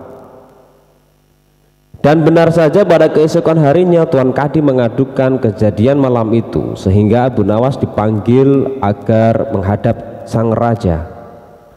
Baginda raja menanyakan apa alasan Abu Nawas melakukan perusakan tersebut. Namun bukan Abu Nawas jika tidak memiliki jawaban yang unik. Dijelaskan oleh Abu Nawas bahwa dia melakukan pengerusakan karena beberapa hari yang lalu bermimpi, dan di dalam mimpi tersebut Tuan Kadi memintanya untuk merusak rumahnya karena ingin rumah yang baru. Lalu sang raja menanyakan bagaimana Abu Nawas dapat hukum hanya berdasarkan mimpi saja.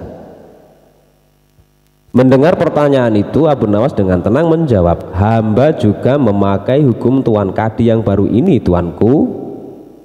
Mendengar perkataan Abu Nawas, seketika wajah Tuan Kadi menjadi pucat. Dia hanya terdiam 1000 bahasa saja. Hai Kadi, benarkah engkau mempunyai hukum seperti itu?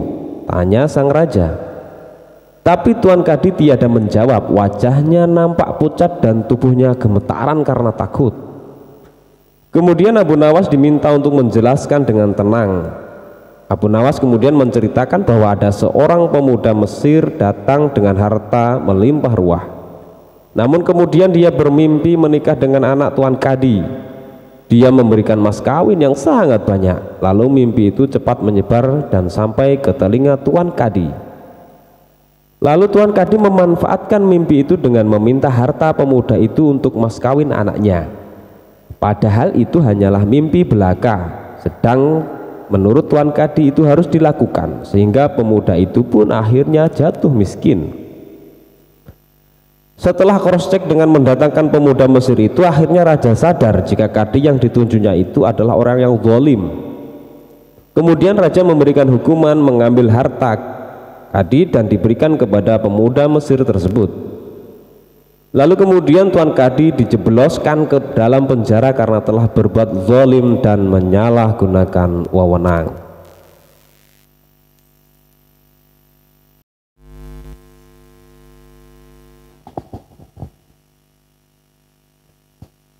Abu Nawas tetap bisa mencari solusi. Mimpi buruk yang dialami oleh Baginda Raja Harun ar-Rasyid tadi malam menyebabkan Abu Nawas diusir dari negeri Baghdad. Abu Nawas tidak berdaya. Bagaimanapun ia harus segera menyingkir meninggalkan negeri Baghdad hanya karena mimpi. Masih jelas terngiang-ngiang kata-kata Baginda Raja di telinga Abu Nawas. Tadi malam aku bermimpi bertemu dengan seorang laki-laki tua. Ia mengenakan jubah putih. Ia berkata bahwa negerinya akan ditimpa bencana bila orang yang bernama Abu Nawas masih tetap tinggal di negeri ini. Dia harus diusir dari negeri ini sebab orang itu membawa kesialan. Ia boleh kembali ke negerinya dengan syarat tidak boleh dengan berjalan kaki, berlari, merangkak, melompat-lompat, dan menunggang keledai atau binatang tunggangan yang lain. Dengan bekal yang diperkirakan cukup, Abu Nawas kemudian mulai meninggalkan rumah dan istrinya. Istri Abu Nawas hanya bisa mengiringi kepergian suaminya dengan derayan air mata. Sudah 2 hari penuh Abu Nawas mengendarai keledainya. Bekal yang dibawanya pun mulai. Abu Nawas tidak terlalu meresapi pengusiran dirinya dengan kesedihan yang terlalu mendalam. Sebaliknya Abu Nawas merasa bertambah yakin bahwa Tuhan yang Maha Perkasa akan segera menolong keluar dari kesulitan yang sedang melilit pikirnya. Bukankah tiada seorang teman pun yang lebih baik daripada Allah Subhanahu wa Ta'ala dalam saat-saat seperti itu? Setelah beberapa hari Abu Nawas berada di negeri orang, ia mulai diserang rasa rindu yang menyayat-nyayat hatinya. Rasa rindu itu makin lama makin menderu-deru seperti dinginnya jam harir, sulit untuk dibendung. Memang tak ada jalan keluar yang lebih baik daripada berpikir. Tetapi dengan akal apakah ia harus melepaskan diri? Begitu tanya Abu Nawas dalam hati. Apakah aku akan meminta bantuan orang lain dengan cara menggendongku dari negeri ini sampai ke istana Baginda? Rasanya tidak. Tidak akan ada seorang pun yang sanggup melakukannya. Aku harus bisa menolong diriku sendiri tanpa melibatkan orang lain, pikir Abu Nawas. Pada hari ke-19 Abu Nawas menemukan cara yang tidak termasuk larangan Baginda Raja Harun ar-Rasyid. Setelah segala sesuatunya dipersiapkan, Abu Nawas berangkat menuju ke negerinya sendiri. Perasaan rindu dan senang menggumpal jadi satu. Kerinduan yang selama ini melecut-lecut semakin menggila karena Abu Nawas sudah tahu semakin dekat dengan kampung halaman. Mengetahui Abu Nawas bisa pulang kembali, penduduk negeri gembira. Desas-desus tentang kembalinya Abu Nawas segera menyebar secepat bau semerbak bunga yang menyerbu hidung. Kabar kepulangan Abu Nawas juga sampai ke telinga Baginda Raja Harun al-Rasyid. Baginda juga merasa gembira mendengar berita itu, tetapi dengan alasan yang sama sekali berbeda. Rakyat gembira melihat Abu Nawas pulang kembali karena mereka mencintainya. Sedangkan Baginda Raja gembira mendengar Abu Nawas pulang kembali karena beliau merasa yakin kali ini pasti Abu Nawas tidak akan bisa mengelak dari hukuman. Namun Baginda amat sangat kecewa dan merasa terpukul melihat cara Abu Nawas pulang ke negerinya. Baginda sama sekali tidak pernah membayangkan kalau Abu Nawas ternyata bergelayut di bawah perut keledai, sehingga Abu Nawas terlepas dari sanksi hukuman yang akan dijatuhkan karena memang tidak bisa dikatakan telah melanggar larangan Baginda Raja karena Abu Nawas tidak mengendarai keledai. Cara berkebun Abu Nawas. Dia ingin berkebun tanpa harus bersusah payah sibuk mencangkul karena sudah dicangkulkan orang lain secara gratis. Ibaratnya diam itu pasti, mungkin itulah istilahnya. Sebuah cara jitu dari si cerdik Abu Nawas dalam menghadapi orang-orang yang kelakuannya seringkali menjengkelkan. Meskipun tidak protes atau adu fisik, namun siasat Abu Nawas cukup membuat orang-orang tersebut menghentikan kebiasaan buruknya. Seorang musuh tak selamanya harus dilawan dengan kekuatan fisik, akan tetapi bagaimana seseorang dapat memanfaatkan potensi yang dimilikinya untuk kepentingannya sendiri. Itulah cara Abu Nawas dalam menyikapi tingkah laku pengawal Raja Harun ar-Rasyid yang seringkali membuatnya jengkel. Meski demikian ia tak melawannya secara terang-terangan, melainkan menggunakan siasat yang baik dan tepat. Bagi seorang Abu Nawas, membalas perilaku jelek dari musuh malah tidak akan menyelesaikan masalah. Bahkan hal itu hanya akan membuat musuh akan semakin memusuhi dan membenci dirinya. Kegelisahan Abu Nawas terhadap pengawal raja bermula sejak dia diangkat menjadi penasihat istana. Bukan tanpa alasan raja mengangkat dirinya karena memang Abu Nawas memiliki kecerdikan yang begitu tinggi. Sejak tinggal di istana kerajaan, Abu Nawas mulai jauh dari keluarganya yang tinggal di rumah. Hal itu membuatnya seperti terpenjara. Bahkan untuk berkomunikasi dengan istrinya saja ia hanya bisa menanyakan kabar melalui surat. Oleh karena itu, setiap merasa rindu terhadap keluarga, Abu Nawas pun mengirimkan surat kepada istrinya, begitu pula sebaliknya. Hanya saja yang membuatnya jengkel yaitu setiap kali surat itu dikirimkan pasti terlebih dahulu dibaca oleh para pengawal raja. Bahkan semua suratnya telah diteruskan kepada raja untuk dibaca, padahal tak jarang dalam surat itu terdapat tulisan-tulisan yang sifatnya pribadi yang semestinya hanya cukup diketahui oleh yang bersangkutan saja. Setelah sekian lama tinggal di istana, Abu Nawas akhirnya mengetahui kebiasaan negatif para pengawal raja. Para pengawal raja yang seringkali melakukan tindakan tersebut dengan seenaknya saja akhirnya dibuat malu oleh Abu Nawas. Pada suatu hari Abu Nawas menerima surat dari istrinya yang mengatakan, "Suamiku kapan saatnya kita menanam di kebun kita? Tanya istrinya. Abu Nawas pun bergegas membalas surat istrinya tersebut. Janganlah sekali-kali menanam di kebun, karena di situ aku menyimpan rahasia negara, tulis Abu Nawas di suratnya. Jawaban Abu Nawas singkat dan sederhana saja. Jawaban yang singkat dari Abu Nawas itu membuat para pengawal raja terkejut dan bertanya-tanya. Dengan diam-diam ia menuju kebun Abu Nawas bersama dengan beberapa prajurit istana dan mencangkul seluruh kebun milik Abu Nawas. Namun apa yang terjadi? Para pengawal tidak menemukan apa-apa. Apa yang mereka lakukan itu hanya membuat mereka letih, capek, dan dengan keringat bercucuran yang mengalir di tubuhnya.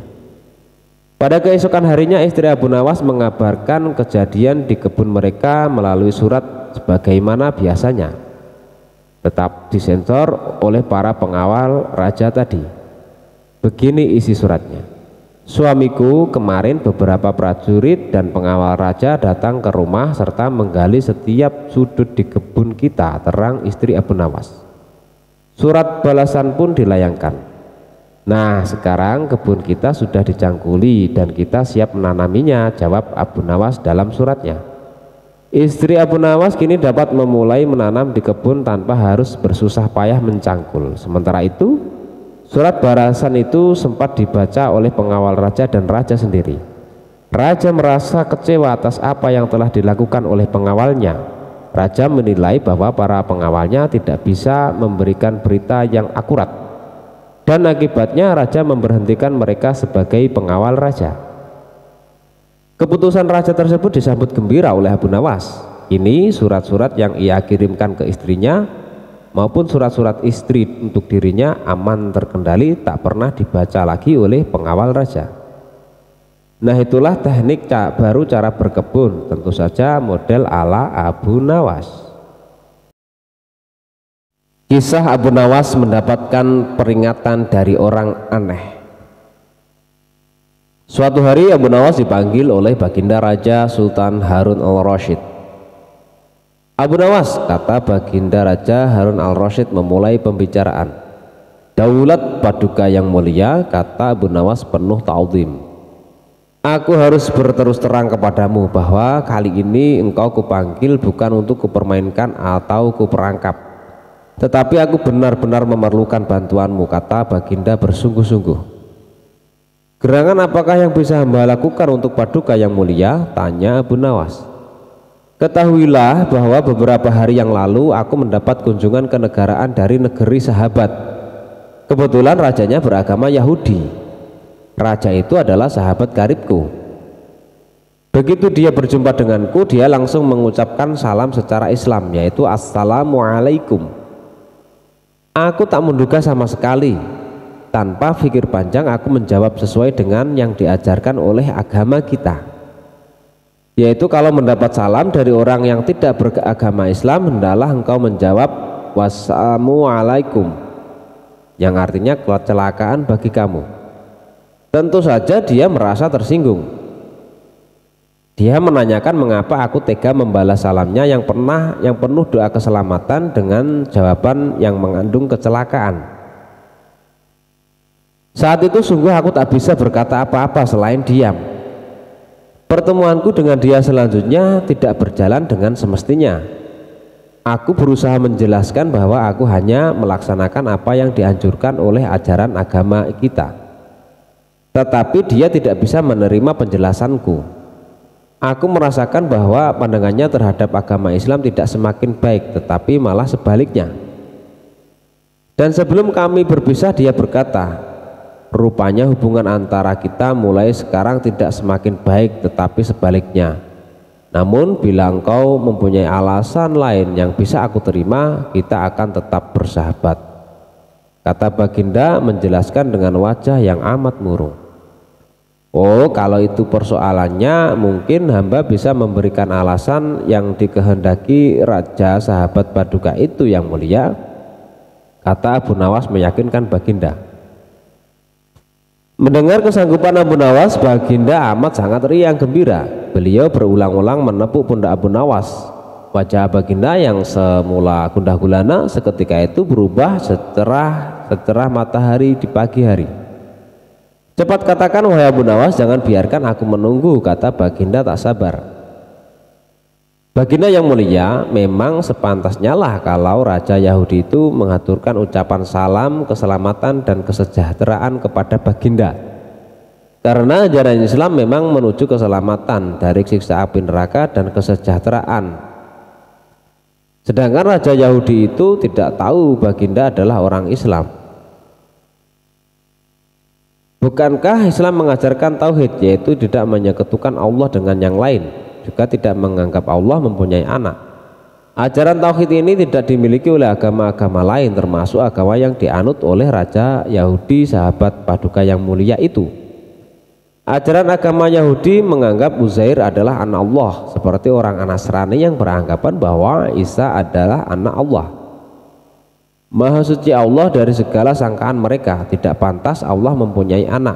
Sedangkan orang Islam membalas salam dengan ucapan wassalamualaikum atau kecelakaan bagi kamu, bukan berarti kami mendoakan agar kamu celaka, tetapi semata-mata karena ketulusan dan kejujuran ajaran Islam yang masih bersedia memperingatkan orang lain atas kecelakaan yang akan menimpa mereka bila mereka tetap berpegang teguh pada keyakinan yang keliru itu, yaitu tuduhan mereka bahwa Allah yang Maha Pengasih mempunyai anak. Abu Nawas menjelaskan,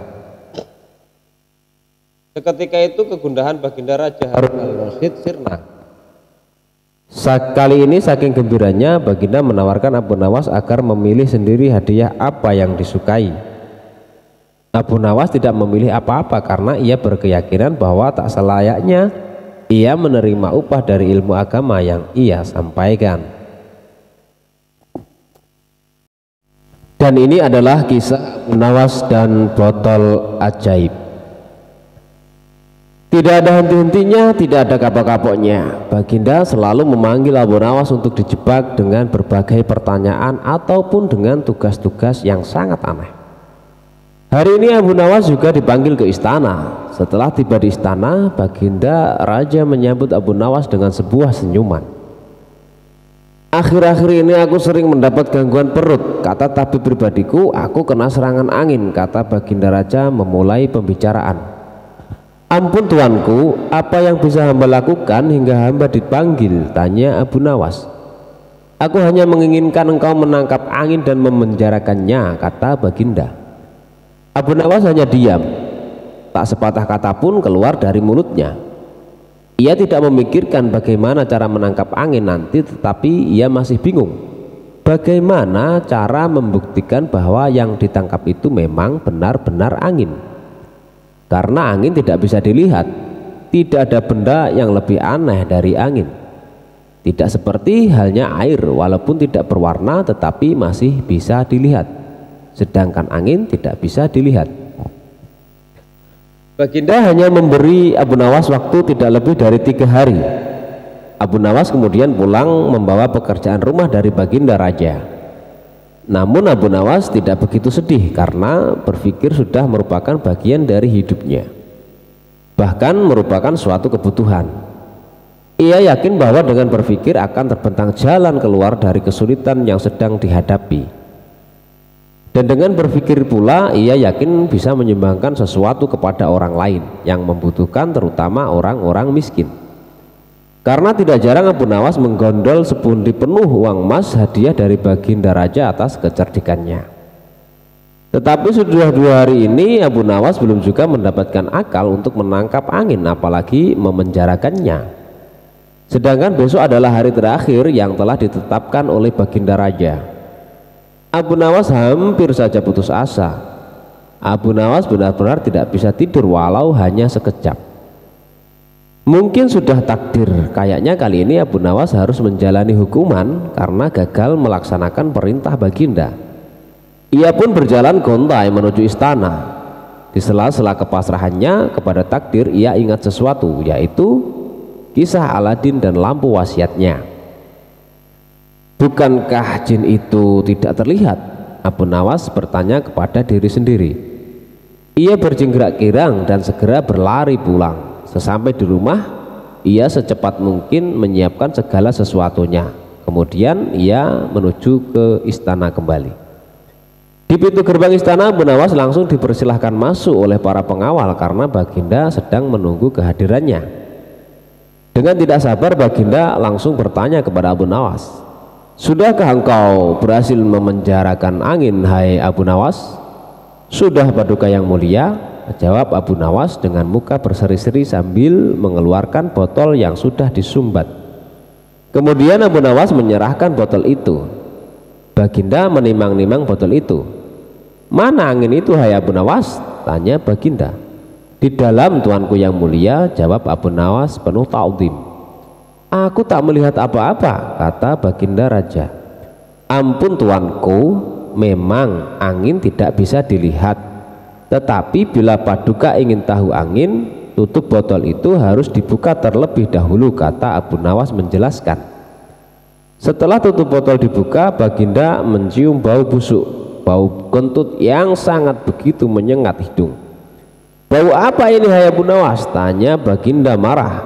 "Ampun tuanku yang mulia, tadi hamba buang angin dan hamba masukkan ke dalam botol. Karena hamba takut angin yang hamba buang itu keluar, maka hamba memenjarakannya dengan cara menyumbat mulut botol," kata Abu Nawas ketakutan.